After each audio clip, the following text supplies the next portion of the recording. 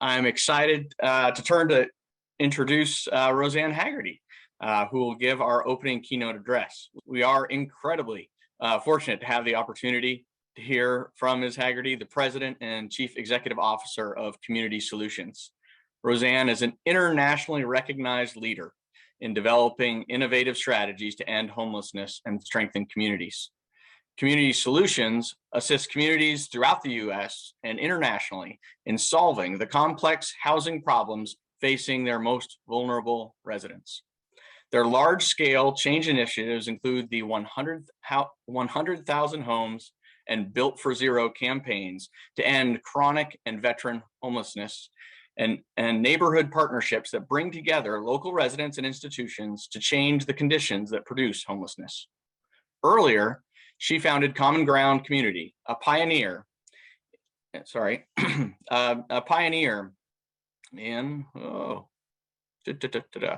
the design and development of supportive housing and research-based practices that end homelessness. Ms. Haggerty, a graduate of Amherst College and Columbia University's Graduate School of Architecture, Planning, and Preservation, has won numerous honors and awards for her work. We could go into those, but then we would cut into the keynote address. So with that, please join me in welcoming Rosanne Haggerty. Well, thank you so much, Tim, and really an honor to be with you. We have been a beneficiary of the program with interns in the past, so a real honor and delight to be with you this morning. I'm going to talk about the work of solving homelessness, and I think Cassie or someone is going to be advancing my slides. But let me just begin with where I also want to end, and signal that the key things that I'm going to be focusing on are that this is a solvable problem, that it is a particular kind of problem that would probably resonate for all of you, having been involved with internships concerning poverty this summer, that it's a complex problem. It's not really a standalone problem, and that if you appreciate that it's one of the types of problems that we are just confronting in our society and the world these days, of a problem that requires collective action, that this is not a problem that is going to be overcome because there's one evidence-based practice or some ideal program or some magical policy that's going to make everything all right. That this is a problem that challenges us to collaborate above the level of individual programs and requires new tools for collaboration, for learning, and for continuing to come back together at the community level, whether community geographically or state or at the federal level, to continue coming back together around what is the shared aim here. And so it's a solvable problem, it's a complex systems problem, and it's a problem requiring collective action. And so as you'll see, we have learned our way at Community Solutions and through the extraordinary work of now 105 communities who are voluntarily participating in the Built for Zero movement to demonstrate how we get to local and state and collective, national solutions to homelessness, that actually there is a way forward, not just on this issue, but I think many important learnings to take into other areas of poverty that similarly require tools for collective action. So I am going to sort of begin with the headlines, if we can go to the next slide, which is our results to date. If we can. So as I mentioned, we're working with 105 communities, and a community is typically aligned with a federal definition called a continuum of care, which means it's a county or a cluster of counties from an administrative standpoint. And it's this continuum of care group that maps. There are about 400 in the country, so we're working with about a quarter of them, or just over a quarter. We tend to organize this way because it's the one common denominator. Like there's a continuum of care in Texas, there's a continuum of care, or multiple continuums of care in Massachusetts. So that actually is a signal for a place where the not-for-profits and government are already coming together, not necessarily by intent to solve the problem of homelessness, but at least to jointly apply for federal funds. And so that's the 105 of these entities all over the country. I think it's now 42 states that we have some, at least one continuum of care community that's participating in Built for Zero. And while we track, because at the end of the day, what matters is how are people experiencing homelessness, having their experience of this completely solvable and avoidable problem changed. More than 147,000 individuals, chronically homeless individuals and homeless veterans in particular, have been housed by these communities in the last 6 years.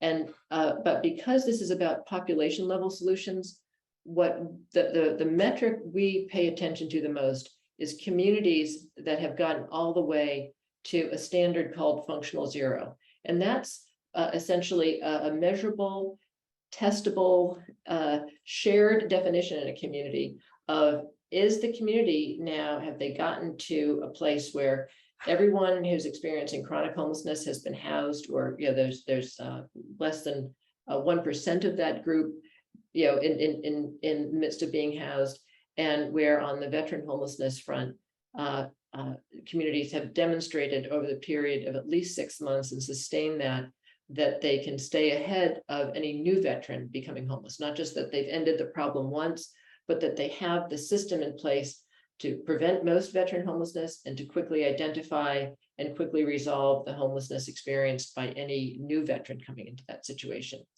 And then 64 communities have achieved what we have learned is sort of the foundational step in solving a collective action problem, is once you get everyone together around a shared aim, and we'll be speaking more about that, but you actually need to have a shared truth. How many people are actually experiencing the problem in real time? And with a collective kind of accountability spirit, that we're going to know everyone in our community is experiencing the problem, and we're going to use this shared information to actually work the problem down. And once people in a community team are at that point, they're in a position to start making the very informed moves to reduce homelessness, not just for a day or a month, or just like the numbers look better this year than they looked last year, but measurably and statistically significantly to actually shift their system toward reductions. And now we have 42 communities that, in addition to those 14 that have ended homelessness for a population, one or more populations, we have 42 others that are now steadily and measurably reducing homelessness. So this is powerful news. And I think most folks who encounter homelessness in our country don't understand that there are these communities that are demonstrating what the path forward looks like. And while I'll go through how we learned our way into this, again, I think back to my earlier point, the takeaway is we have collectively with these vanguard communities figured out how to organize communities to achieve a collective goal that no one program or agency could achieve themselves. So let's go to the next slide, and I'll walk you through how we got here. And it actually, sort of the beginning of the story is our own journey.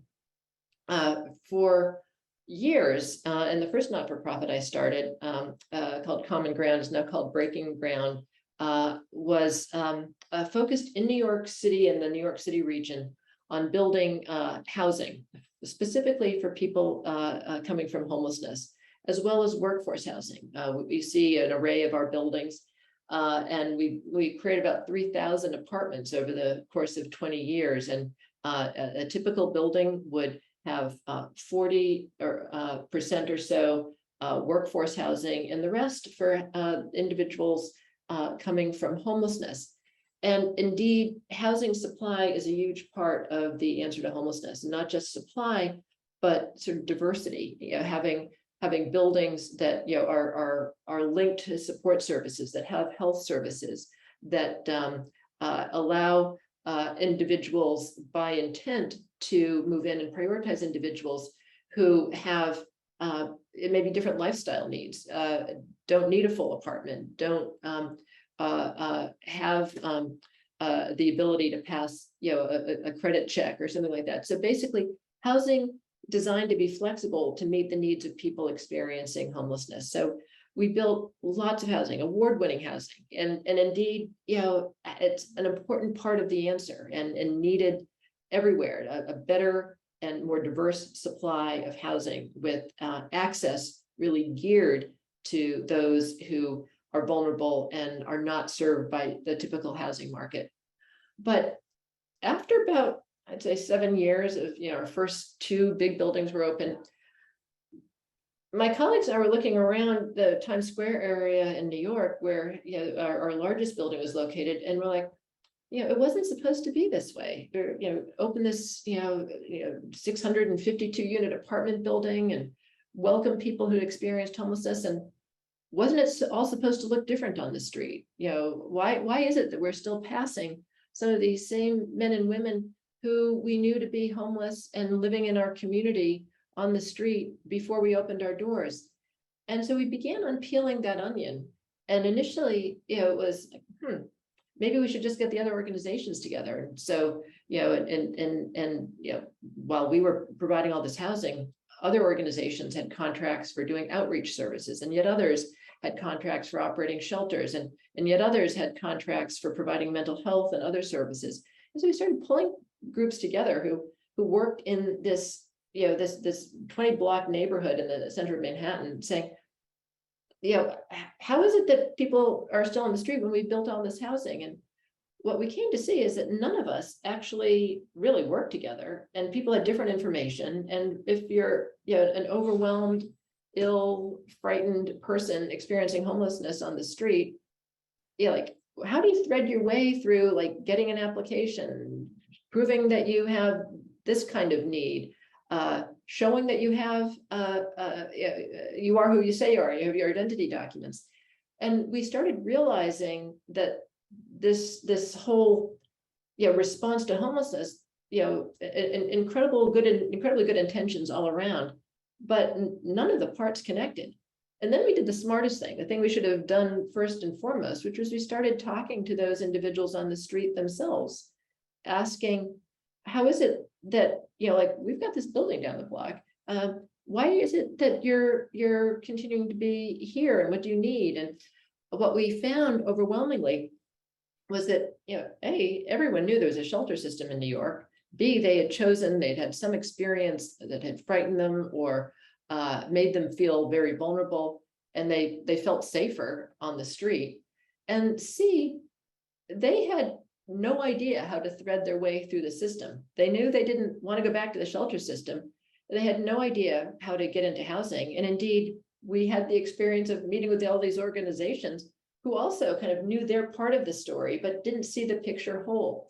And so we came to see, and it took us a while to move toward a process for figuring out what we needed to do to couple the very important inputs to solutions to homelessness: more affordable housing that is diverse and specifically set up to accommodate those with health and other support needs, but that had to be within a larger operating system where it was clear that all of the efforts that different organizations were undertaking in New York needed to add up to a single thing, which was fewer people experiencing homelessness. And what we were learning as we kind of unpacked this was it was actually no one's job to end homelessness in New York. We were all doing what we did organizationally, complying with different contracts and philanthropic grants. But what was missing was that container that was actually driving collective action toward a result that required all of us to work together in a much more integrated, seamless way beyond the concerns of our individual programs, but toward that common goal of fewer people experiencing homelessness in New York. And so we started, interestingly, in the place where some folks will say, oh, well, it's all about housing. Well, we know that it needs to be more than that, that we're not going to build our way out of homelessness, but having the right kind of housing coupled with this accountable system is where we're beginning to see progress in the country. And we've lived this story ourselves. So, we started moving away from simply being housers once we began understanding that no one else was taking on the job of building that operating system. So let's go to the next slide. I gave you a taste of this insight, but once we started on this, like, how do we get folks working together to actually share the goal of reducing and ending homelessness in our community? We, with the help of designers, created this process, and we ultimately have really shared it with, probably several hundred communities around the country now. But at the beginning, it was just sort of shared discovery process where we got all the different organizations working on homelessness, just even in our neighborhood, as well as people experiencing homelessness together to say, okay, what does it take now to get a single person even from where they are living on the streets of Manhattan into an apartment or some kind of residential program that is actually, designed for people experiencing homelessness. And on average, and so we got these teams together to try to figure out, like, okay, what do you require? What do you require? And then the individuals who are actually experiencing homelessness were like, actually, it's a lot more complicated than that. You can't easily get that. I have no idea where to go for it. And so it would take, on average, as we kind of went to different places with this exercise, like 3 hours for groups to figure out like what it actually took, what all the steps were. And you'll see those yellow Post-it notes indicate places where like a contract or money, or there had to actually be some interface and an exchange of resources or information. But what we learned over and over again, even when you got folks say, okay, this is how the system works, you'd find that it would take more than a year. Oftentimes it was the road to nowhere, because really no one was accountable for solving certain problems that could just stop the process along the way. And this experience was so powerful that it led us to start asking groups a second order question. Like, if you were designing a system with the sole purpose of getting people quickly out of homelessness, what should happen?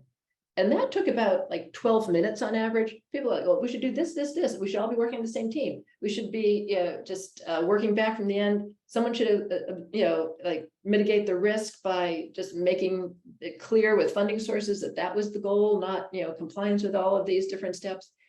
And so what was interesting is when we asked a third question of those teams who were like, okay, it's a train wreck, the reality.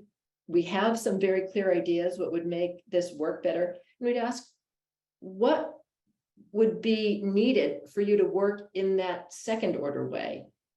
And usually after a long pause, folks in this exercise would say, permission? And so this was really the beginning of the work that's now Community Solutions and Built for Zero.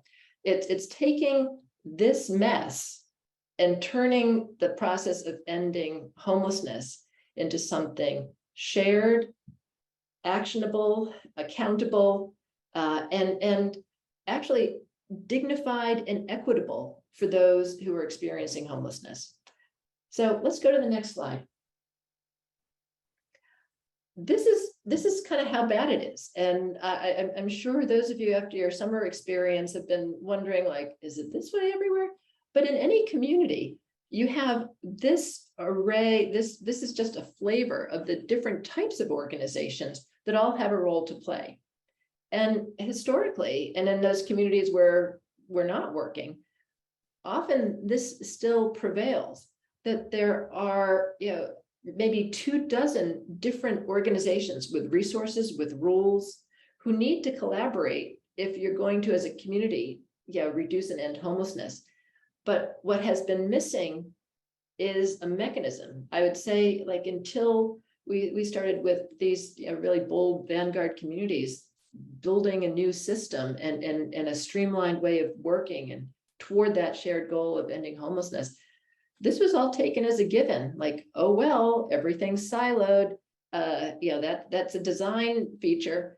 Well, it doesn't have to be this way. And that's the excitement, I think, behind what we're learning with communities, and and why I mentioned earlier, as we tackle this as a collective action problem and incorporate the right practices and tools, I believe it has implications for many other areas of poverty alleviation, where you're confronted with the same dispersion of responsibility and effort.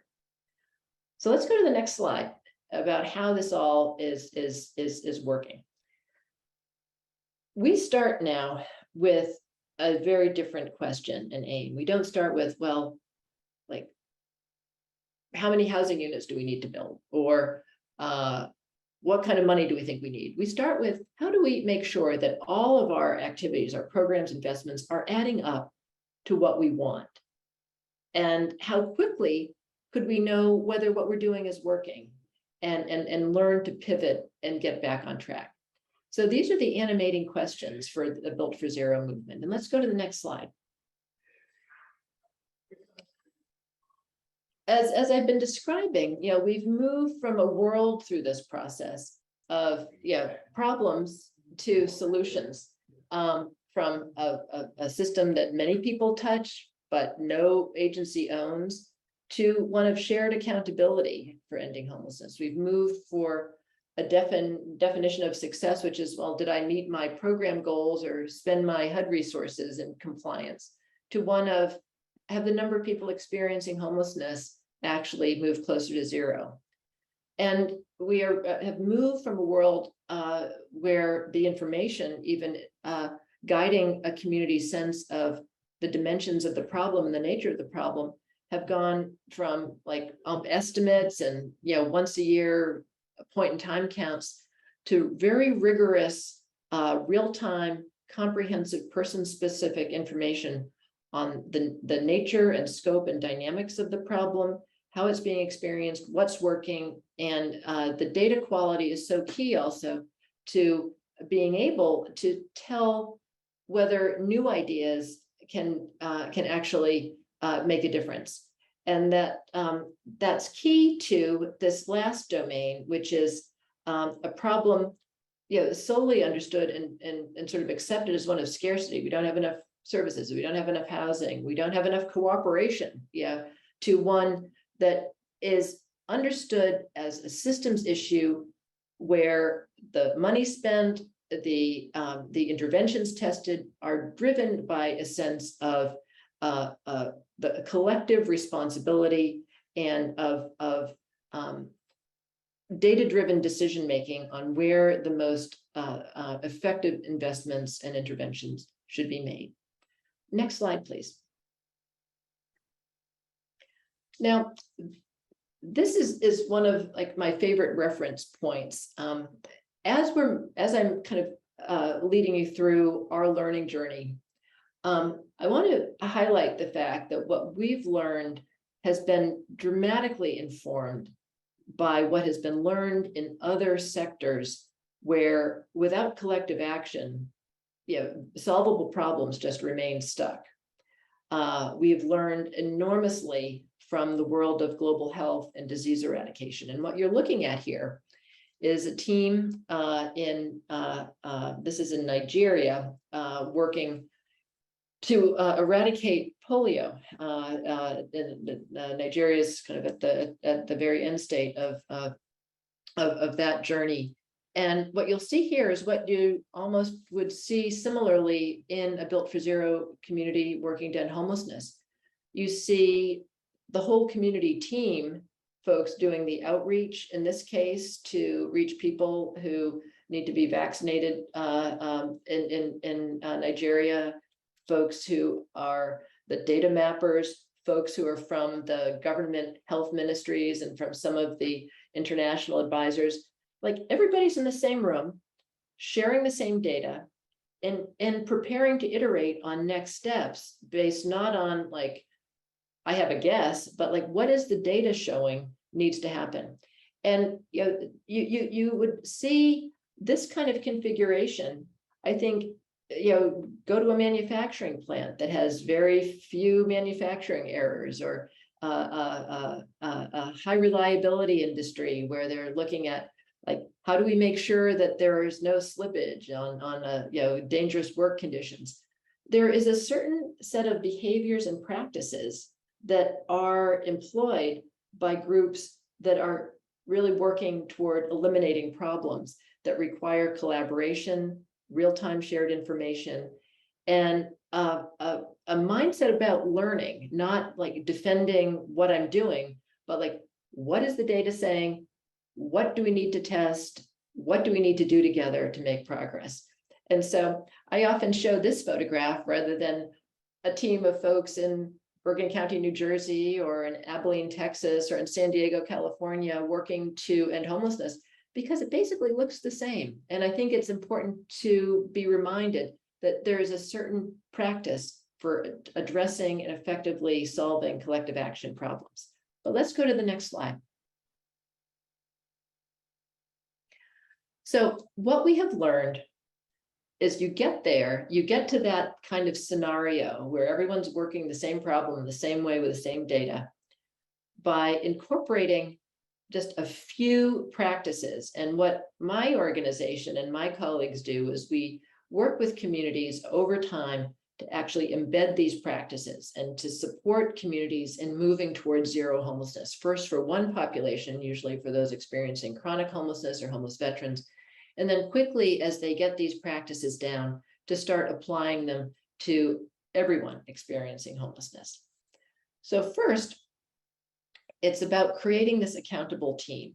You need to start with that shared aim, that we're all here not to simply advance our own program goals, but first and foremost, the job is to get our community to zero homelessness.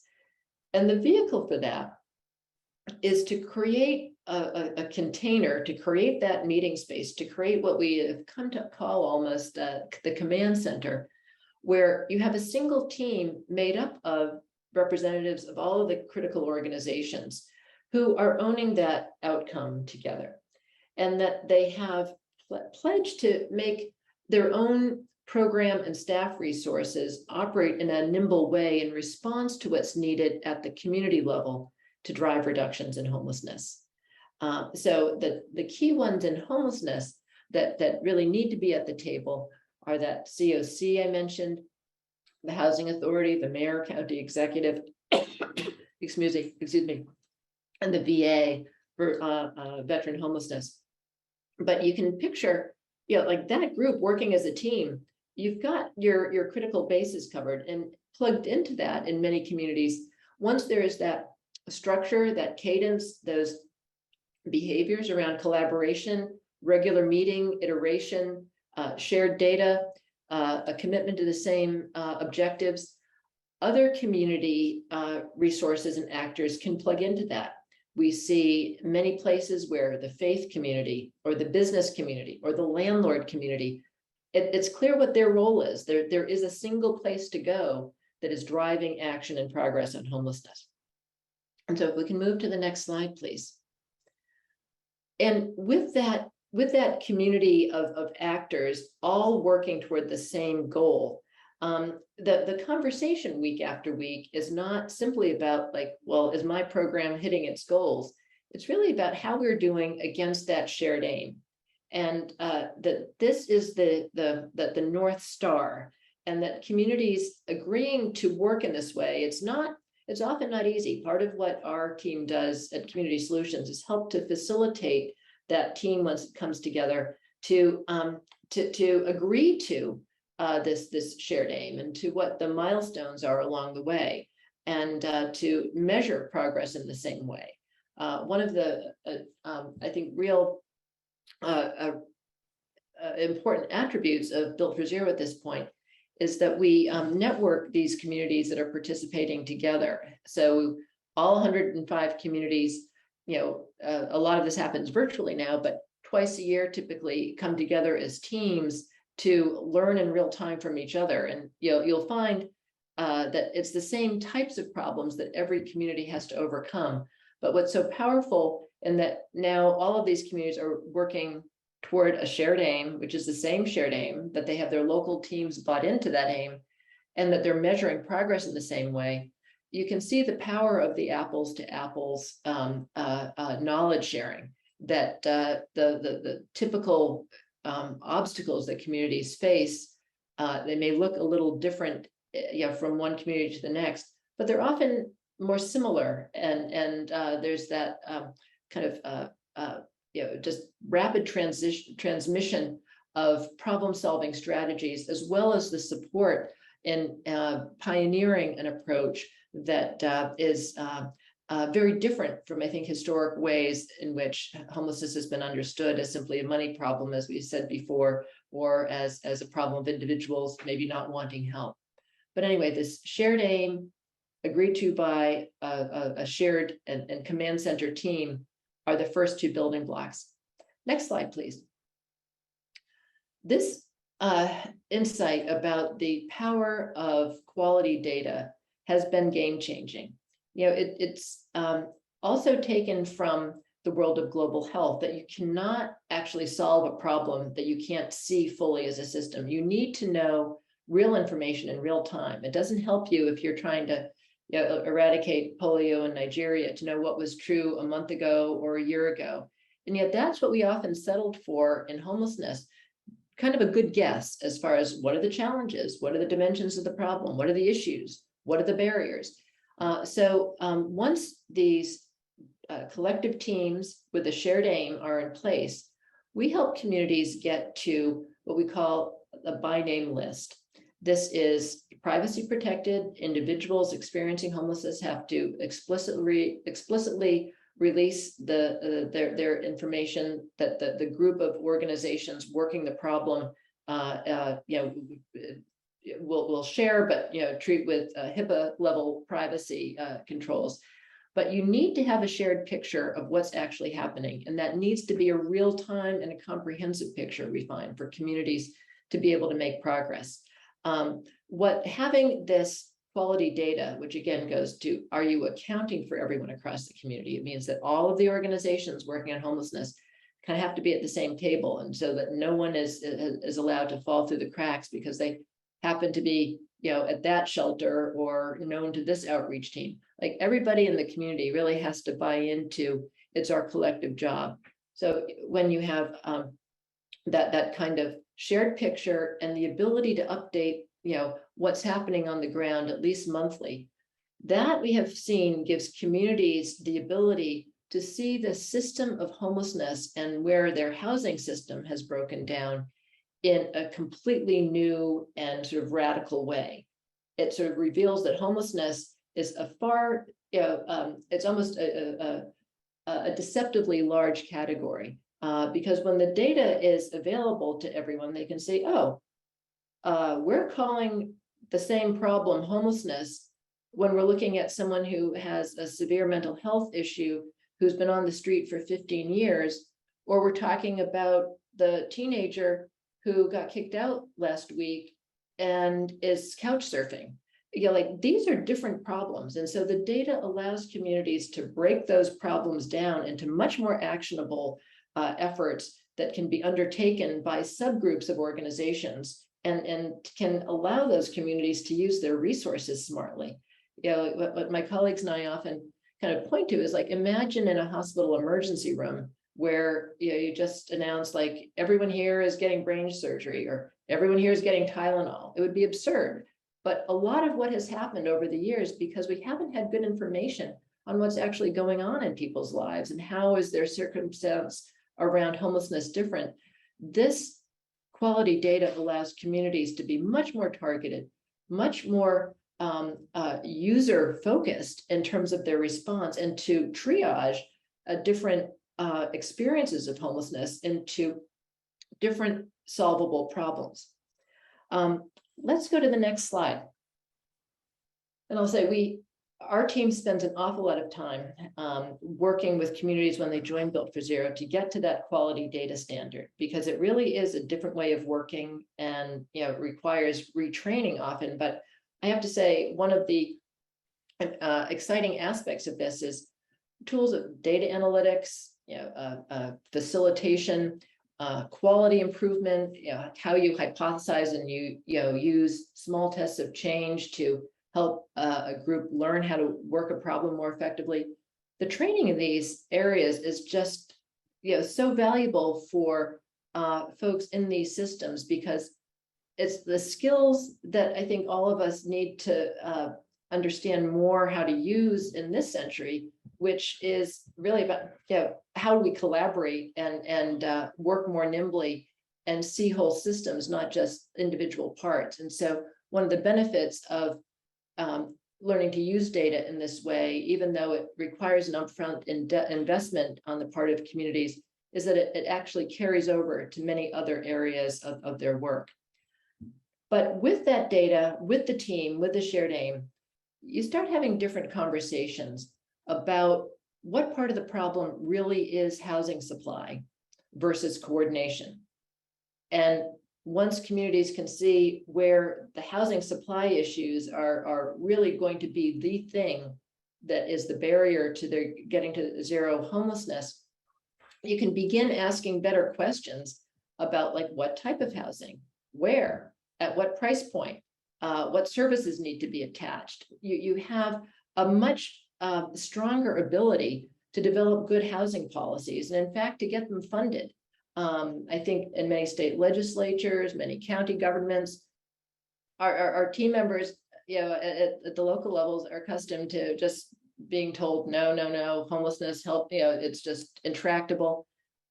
We see over and over again now, communities showing up with this very, accurate, dynamic data, and be able to show, like, if we could, fund X number of additional rental vouchers, acquire Y number of additional units, that this would make a profound difference, goes closer to zero chronic or veteran homelessness. And so, again, moving to a world where our investment decisions are informed by data rather than kind of vague ideas of more of this would be good, or,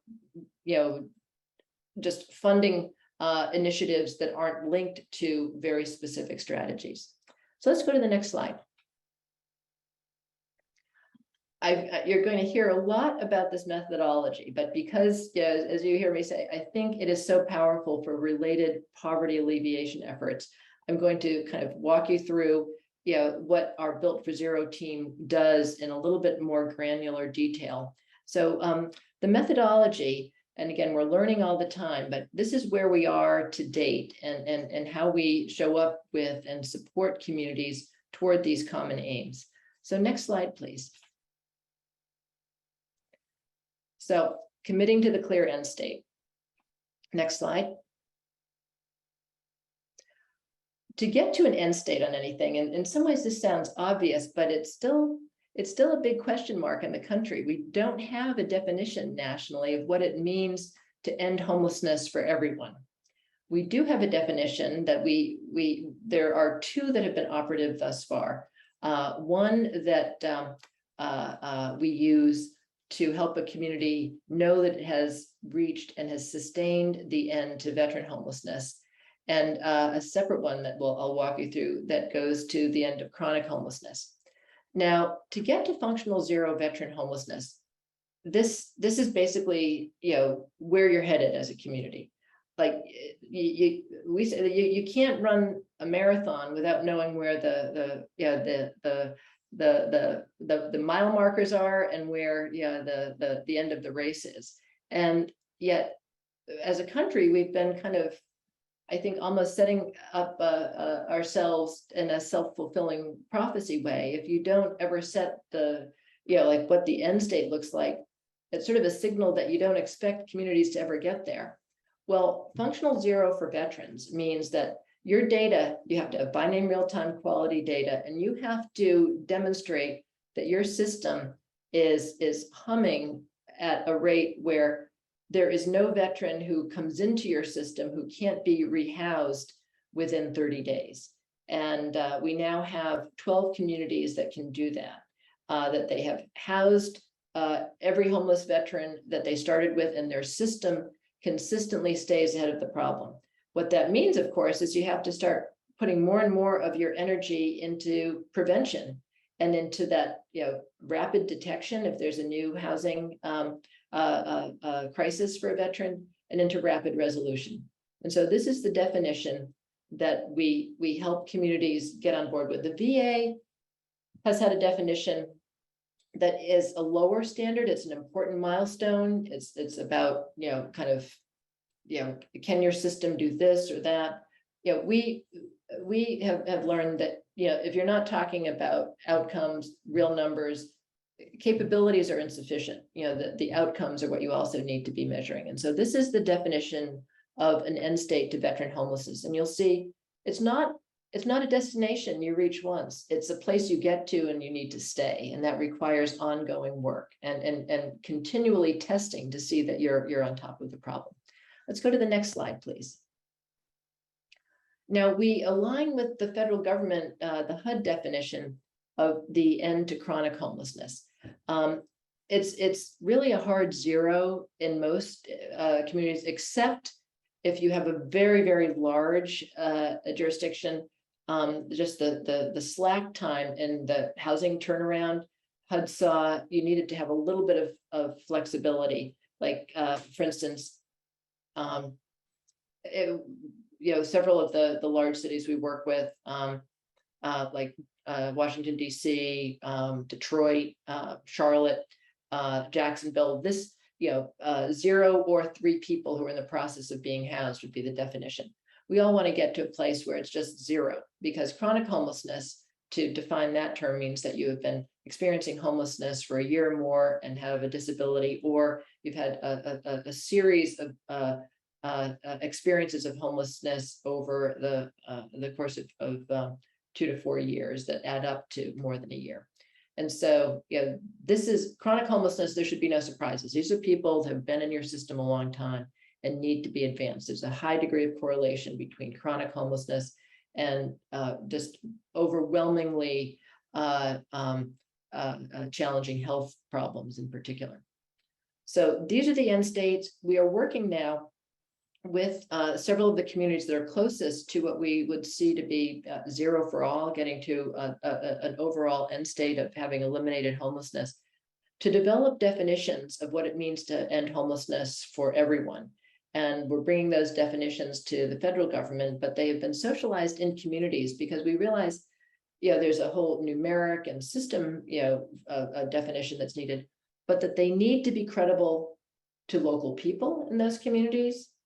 And most of all, they need to be credible to those experiencing homelessness now in those communities. That, a definition that's developed in a lab is, or by statistical experts, is insufficient here. It actually has to have meaning and galvanizing power and credibility in communities and for those experiencing homelessness. So that's the work we're in the midst of now, to move beyond these 2 definitions to what it means to end homelessness for everyone. Let's go to the next slide. Now, we've spoken about by name real-time data, but I'm going to go a little one level deeper. If we could go to the next slide.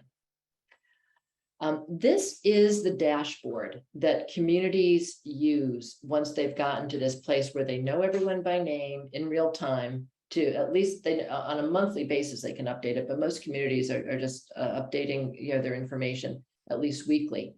But this whole command center team, all the organizations that need to be rowing in the same direction, they're now looking at the same dashboard. They're looking at the numbers of those who are actively homeless, but they're pulling apart that information in vital ways. They're looking at who is new into homelessness that month, that week, that they've never seen before, because that's a new opportunity, a differentiated opportunity to find out what happened. To not assume that homelessness is normal, that there are always people becoming homeless. No, it's a new day. It's just like, what happened? And because you can be a lot more precise in finding out what the prevention opportunities are. You're also looking at those who are returning to homelessness after having been assisted into housing, because that reveals a different set of problems that can be addressed in different ways. Like, did someone lose their apartment because of a conflict with the landlord, or did they lose a job, or did they need more health or mental health support? So that when you go to rehouse that individual, you are informed by what had not gone well before, and you can begin to plug holes in your system for that individual. And frankly, it may well be a situation that would affect others, not just that specific individual. And then you're also tracking returns from inactive. And that's a concept that is a really important one to recall, because statistically and experientially, having myself done this work for so long, we know that the most common way people escape homelessness is they figure it out themselves. But because this issue has been dogged by anonymity and like, where are people? Who's responsible? The fact of people maybe trying and attempting to solve their problems themselves, you could easily say, well, we're going to hold this apartment or this voucher open until we find Tom. And that could be months because he's actually moved on or resolved the situation. It's a bit of a flavor of the kind of chaos that has surrounded this work. But by tracking individuals who we have not seen for perhaps 60 days, they don't lose their place in the queue. They're not like out of our minds, but we're not holding up the allocation of a resource. They regain their place in the queue if they return to homelessness, but or come back onto the screen, but they are accounted for in this dynamic kind of data model. And then communities also are looking with to always improve like how you accelerate housing placements. How many individuals have we connected with housing this month? And then how many individuals have gone off our radar screen? So we're not, again, so we have a sense of how the system is performing, but we are kind of correctly accounting for folks as unknown but not forgotten. And then this last data point is sometimes, for instance, you'll have someone accounted for in your system as maybe a veteran experiencing homelessness, but you'll discover upon further conversation, actually he or she is not a veteran. So you basically reclass them. But this goes to the precision of the data, and the goal with our team is to get every community to a point where to like a 90% degree of fidelity with an accuracy with the previous month's data, that you're sort of like almost balancing your data month over month, so you really see what's happening. This is such a powerful change for communities to get their arms around an issue that previously just seemed like just kind of amorphous. But let's go to the next slide, because this data is also key to driving measurable reductions. And so let's shift forward. Next slide, please.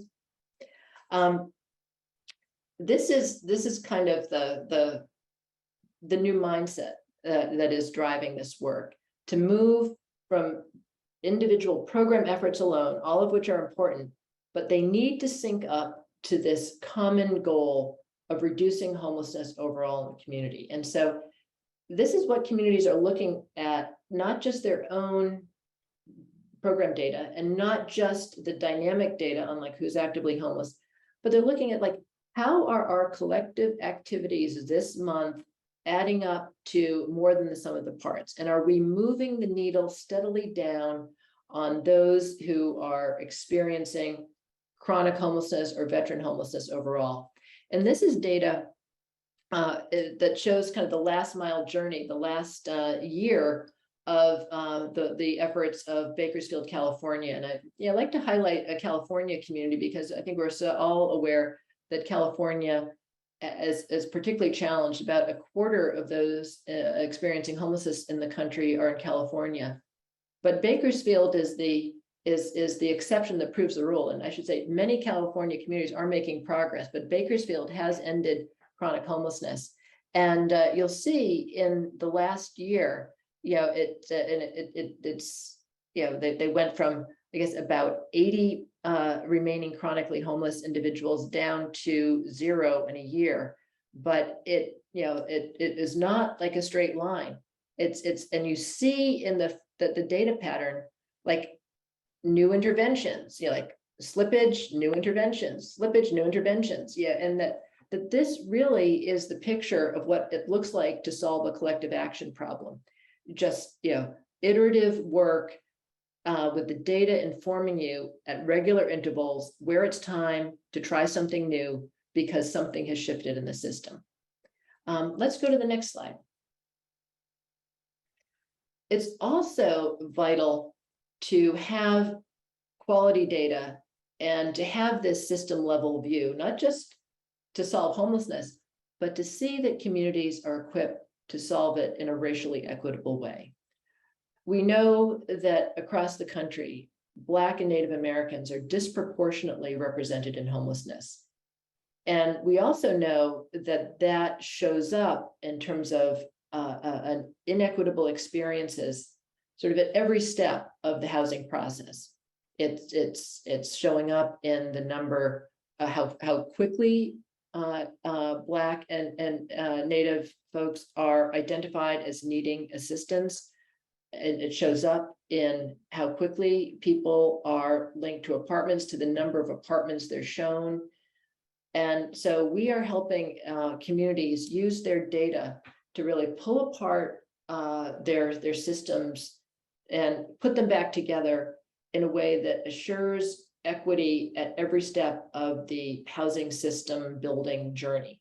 And that it's not simply about data quality. One of the things that this has really foregrounded for us, and it's been terrific to really be reminded of embedding this as a regular practice for us at the national level and in each community, just really having a formal way to capture the participation of those living with the experience of homelessness, to inform communities of what's actually happening and how the system is working for them from the user standpoint, but also whether the system is preserving people's dignity. Is it working in a way that feels fair, that it feels equitable? And yeah, it's interesting to hear from our community partners that, you know, like this obsession with data, sometimes it feels like it's dehumanizing. Over and over again, we hear, without good data, you really can't get to the human. You can't understand how all of this work is landing for people, you know, of different races, ages, sex, and so this improvement of the data conversation and data quality has been transformational in so many ways. Let's go to the next slide. I mentioned earlier quality improvement, and that this is a technique that actually began in agriculture, went into automotives, now is used in manufacturing, healthcare. We've imported it to homelessness, which is basically a system of learning, which is around using data to make small tests of change, to, you know, faced with a big, overwhelming problem, to really shrink it down into, like, what does good look like? How do we test our way forward using data to really measure whether an experiment is working? Now, again, this came from automotives and or agriculture to automotives and manufacturing, where the goal there is to reduce variance. That's why, like, Toyotas go forever. Like the Japanese automakers were the first to adopt these practices. And so I thought it was, we got a lot of kind of skeptical looks when we realized that this could be really powerful in homelessness. But what quality improvement represents, most of all, is a way of improving a system in addition to an individual program. And so we train all of our community teams to basically, when they're stuck on how do we make progress on this key issue that we think could lead to further reductions, to hypothesize what a test would look like, how would they measure whether there is progress and improvement, and to usually over the course of 30 or 60 days try something out before they make a big bet on, like, a new course of action. And so this steady practice of improvement has added up to this profound shift in all of these communities. And I know it's very interesting to folks, especially in industry, to see that these tools can be so powerful in the world of social welfare. And we have a great debt to pay to the Institute for Healthcare Improvement, who taught us how to work in this way and remains a coach. So let's go to the next slide. And I will say about quality improvement, it's like one of these skills in the 21st century that's needed for collective action. it's just such a powerful way beyond ideological battles to just help a whole community of practice learn their way forward to making something better and better and better. And this will give you a sense, for instance, how it gets applied in real life. In Chattanooga, which has ended veteran homelessness, they had to employ quality improvement strategies every time they saw an uptick. And I remember the one in August of 2018, they had this return from being housed, this surge of, I think there was something like, it was over 20 people. They just lost a lot of ground in a short period of time. And it was really testing new interventions with landlords over about a 60-day period that got them back on track and to zero. You can imagine, a prior world in which it's like, oh, let's write a grant to do something next year and try a new program, as opposed to get back around the table. What's something we can test, get it going right away, tweak it, and then accelerate what's working. And so this gives you a sense of the power of this quality improvement approach to problem solving. Next slide, please. And here's a little bit more color on that. They just saw a surge. Their data showed them what was actually going on. It wasn't like, oh, all of a sudden new veterans are moving to Chattanooga and becoming homeless. No, they could see from their data that these were returns to homelessness from people they had helped already. And they could quickly isolate the problem and introduce some new tests of change. So next slide. So in sum, this is basically the formula. And I would say that this is not just about homelessness. I'll expand on that in just a moment, but let me just recite again. It's the shared measurable aim, the nimble integrated team, the by name list, and having these resources and technical strategies that can be deployed using quality improvement. But where we are now, and interestingly, using this mindset and this set of practices, we are steadily moving upstream. We have one community, Hartford, Connecticut, where we've been testing how we get to zero inflow into homelessness from a neighborhood with historically very high rates of housing instability and homelessness.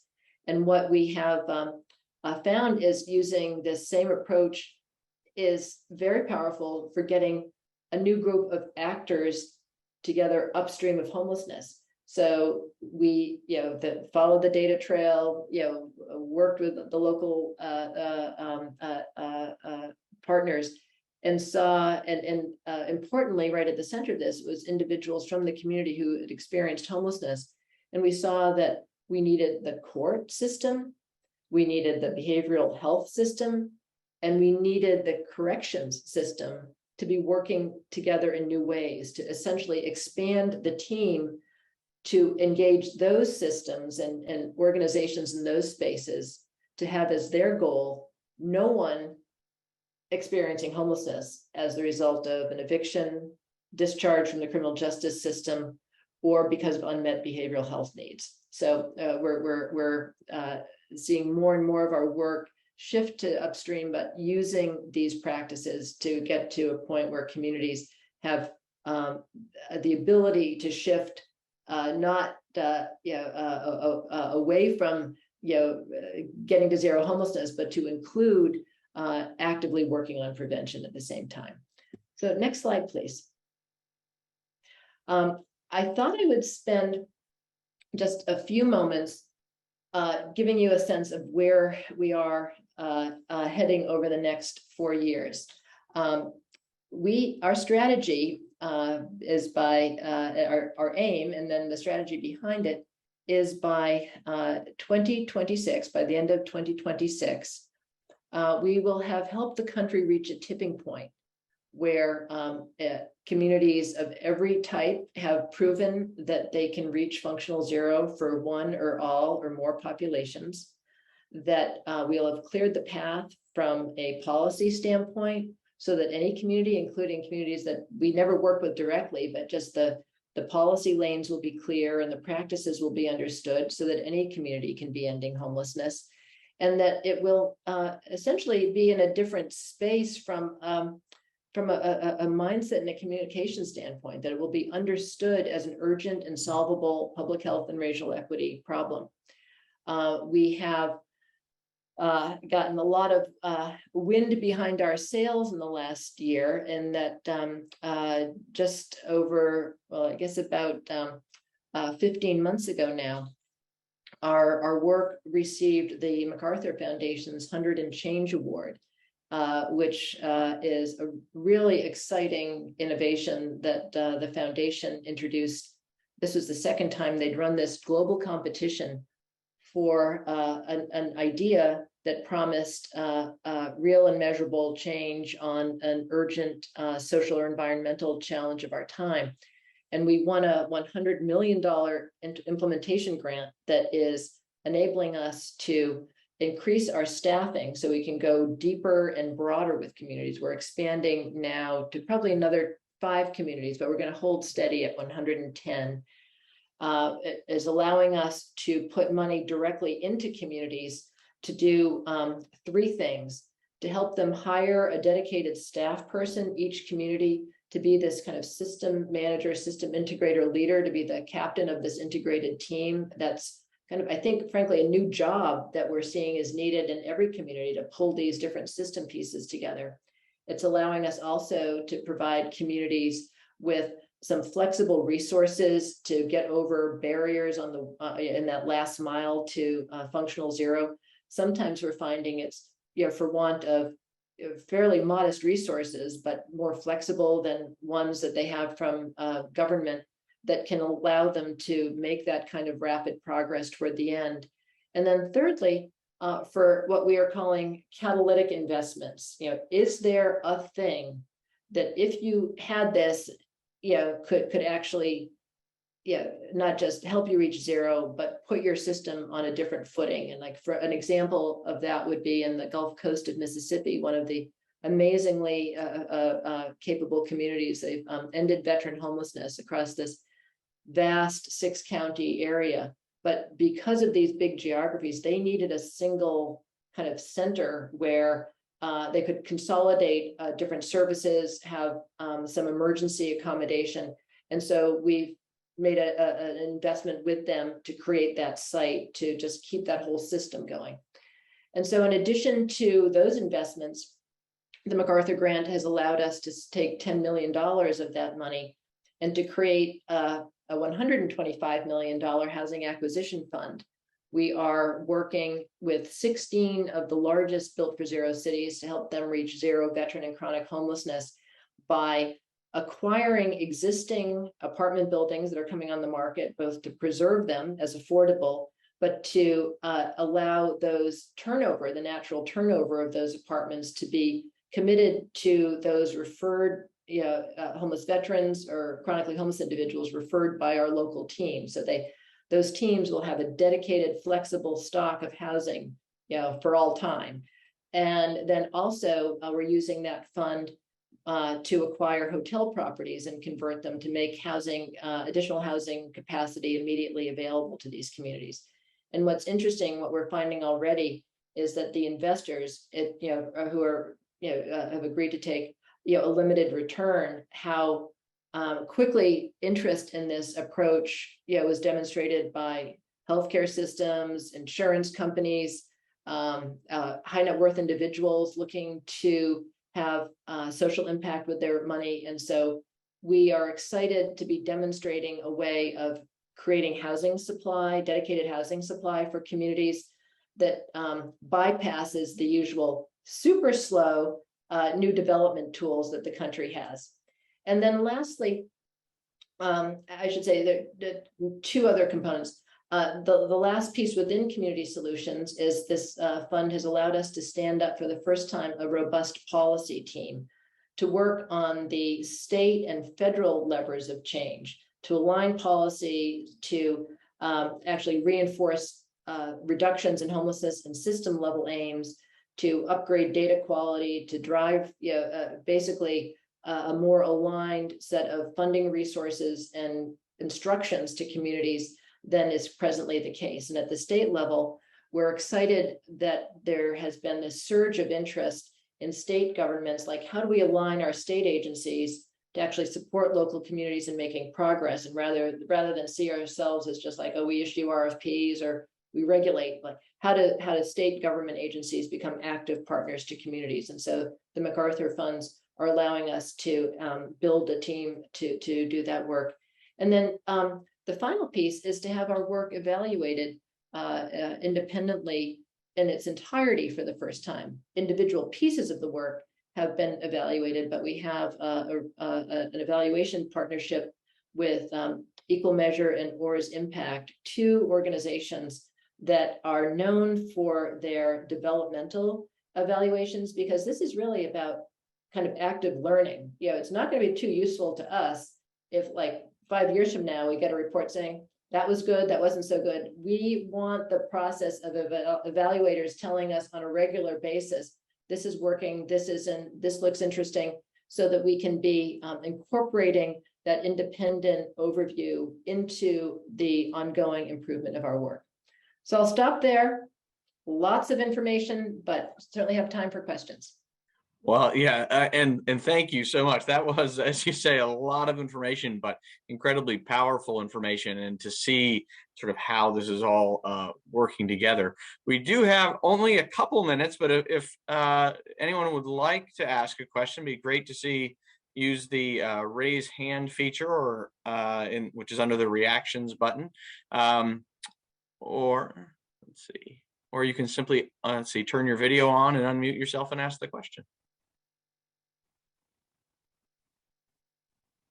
Any brave souls out there? Well, I'll ask a question, which is, so I'm just, as you say, I mean, to me, this just seems, like the ideal way to go about addressing, these sorts of problems. One question I did have, well, I guess two, is one, have you had, folks who are in other areas reach out to you all to think about how could we, whether it be, early childhood education, that's an area I'm interested in, or, in other health spaces, these sorts of areas. And in thinking about that, how broad or narrow does the problem have to be defined, right? Because you talk about having this like common goal. Like, I think about early childhood ed, I could think about just test scores, but I might think about some broader developmental thing. Just curious of your thoughts there. Tim, that is such an important question, because you really do have to get to something very measurable and time bound. And, which isn't to say that the ultimate goal of, say, every child in our community on track for, third grade reading, just using that as an example. But you also have to, get folks, if say that's the goal, what are we going to do, this year? How are we going to measure it? And I'd say probably a 4 to 5 year time horizon is as long as you want to go on trying to get a network like this moving. It has to be in the context of a bigger vision, of course. But like, for example, I'll cite some of our communities. They're, what's typical is like, we will be at 0 for all by January 2023. And it's not like we will someday end, homelessness for all. And here's how we're going to measure it. That a time horizon that feels accountable for people, and like what the numeric goal is and how we are going to, keep each other honest and measuring it. Those are the key ingredients. And so I'd say this framework, we are convinced, frankly, because we've borrowed it from other people, is meaningful to the kinds of questions you're raising. But that in some way is the hardest part, getting everybody to agree on something that is uncomfortably close and demanding, but doable. But it's going to require new behavior. Fantastic. And we'll let Lynn Pearson, we'll let you get in the last question. Hi, Roseanne. That was very interesting information. Thank you. So my question is perhaps a little bit more individual to you. What made you so interested in working specifically on the issue of homelessness? Well, in some ways, I feel it found me. My first, just after college, I thought I would do something community service oriented, just to sort of balance out the time in, a privileged environment.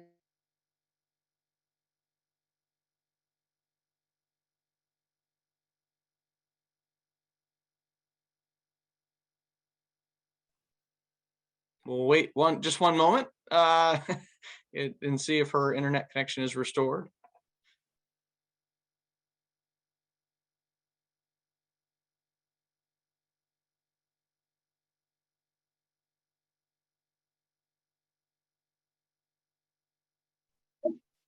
Sorry about that. There was a power surge here and everything and so I'm on my phone now.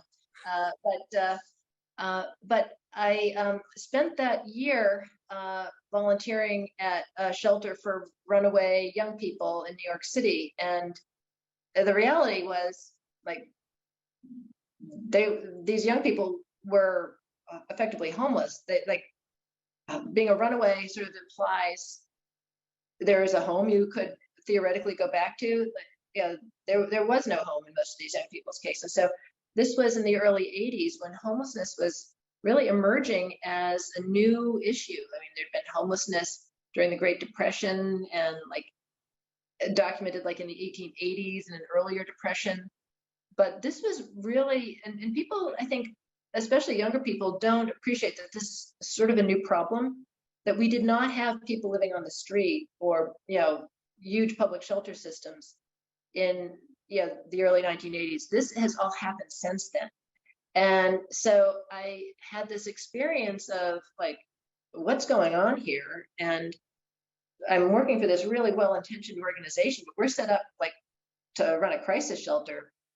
And these crises these young people are experiencing aren't going to be solved in 10 days or 30 days. I mean, there's a whole other thing happening. And so I just felt very, kind of compelled by this sense of what's happening here and how do we get ahead of it. And my first instinct was, well, this seems to be a housing problem, which led me into starting that first not-for-profit and working on building housing. And it was sort of at different steps, realizing that the goal hadn't changed. This is not an issue that we should have in the United States, but that the ideas that we were working with, the approaches we were taking, where they were falling short, have continued to kind of spur us to take on the next piece of the challenge. Well, thank you so much. Fran, do you want to get in a very quick question? Just real quick, and thank you so much, but I feel compelled to ask if you have any advice for these young undergraduate students who, like you, are going to be graduating from college, want to make an impact. What advice do you have for them to sort of find their location on this continuum of care, like working for organizations that are impacting in the right points, as you've described today? Yeah. Well, two things come to mind. One is the kinds of skills that we find are really important to have, and that we train our own team with and help community team members adopt, which are how to facilitate a meeting across groups that may have divergent interests, like how to bring folks together. Being a good facilitator, I think, is a really important skill at this moment in history. Data analytics, learn to use data for problem solving, not for compliance. Quality improvement is it's such a liberating practice and a very, very valuable skill. And then also human-centered design, this practice of asking the people struggling with the problem to define what good looks like, to be active contributors to the design of whatever product or service that you're involved in providing. And then, yeah, I think it's easy to say, find places to work that align with your values, but also maybe the most important thing is find organizations that have, seem to have a learning culture or a culture of humility. Like, be suspicious of places that are convinced they know everything they need to know. And yeah, I think you'll have a much richer experience if you can be part of a group of people who have deep commitments and an openness to learning. Well, that seems like a fantastic place. So thank you. Thanks for taking the time to spend with us. We really appreciate it. I know this presentation has seeded a lot of conversations that will be happening. And so just incredibly grateful for you to take the time with us today. Thank you for inviting me, and congratulations to everyone on the program.